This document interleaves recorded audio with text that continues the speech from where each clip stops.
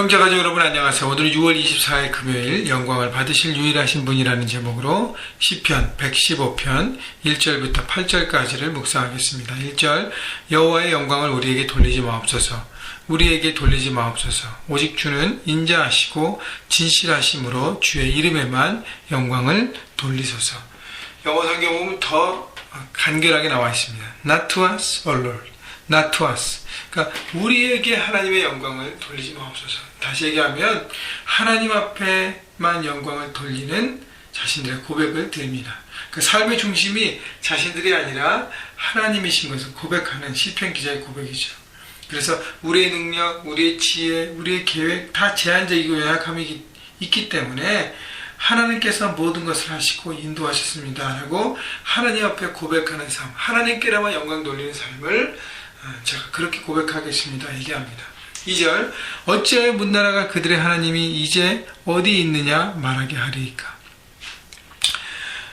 자, 요 상황은 어떤 이스라엘 백성들의 역사적 상황인지는 정확히 모르겠지만 두 가지로 볼 수 있습니다. 첫째는 바벨론에 의해서 멸망당하고 포로의 삶을 살면서 바벨론 사람들, 주변의 이방 사람들이 하나님은 무기력하거나 안 계실 것을 계시지 않다며 하나님이 계신데 어떻게 하나님의 백성들이 저렇게 패배하고 포로로 잡혀가니라 조롱하는 것입니다. 또 이스라엘이 다른 나라의 전쟁 가운데 패하면서 열방이 그렇게 조롱할 수 있는 것이죠. 그런데 하나님은 이 이방의 조롱을 다 어떻게 해요? 하나님은 이스라엘을 깨우치시고 훈련케 하시는 것을 사용합니다. 이스라엘 백성들이 중심을 다해 하나님 앞에 돌아오기를 바라는 것이죠. 왜냐하면 1절과 연결되어 보면 이스라엘 백성들의 많은 부분들이 자신의 계획, 자신의 입장, 자신의 생각, 자신의 전략 이런 것만 바라보고 하나님께서 채워주신 많은 것들을 바라보고 감사하고 하나님 앞에 영광을 돌리지 않고 자신들 때문에 된 것으로 생각하고 더 많은 것을 얻고 더 많은 것을 채우고 그 모든 것들을 다 드라이브하게 삶을 이끌기 위해서 하나님이 버리고 우상을 택했습니다. 그리고 우상에게 절을 했어요.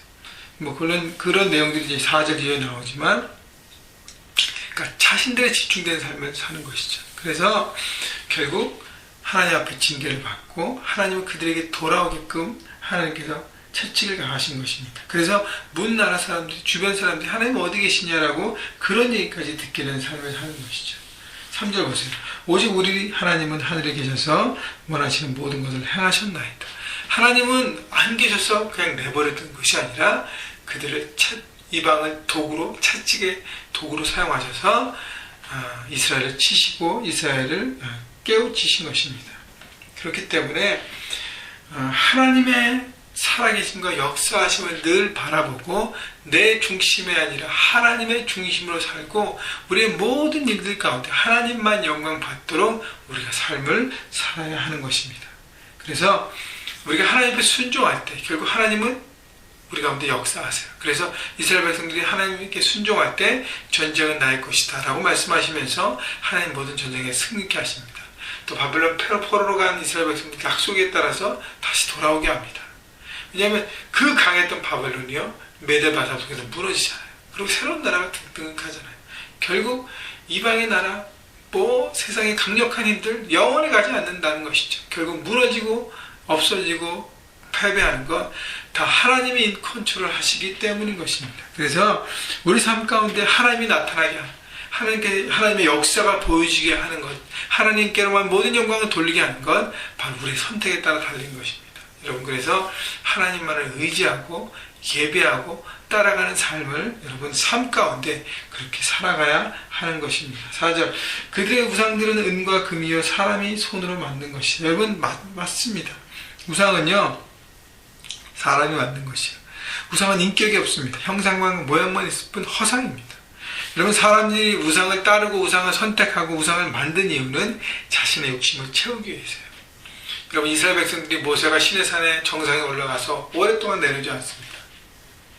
이스라엘 백성들 거기서 기다리지 못하고 아론에게 우리를 출애굽하게 하시고 홍해를 건너게 해서 이곳까지 인도하신 하나님 우리가 만들어야 된다. 만들어내라 하고 금을 모아서 송아지의 형상을 가지고 그 송아지 형상을 만들고, 그러니까 금송아지를 만들고 그것이 하나님이라고 얘기했습니다. 누굴 위해서요? 자신들을 위해서요. 기다리지 못하고 하나님 밑에서 순종하지 못하니까 어떻게 해요?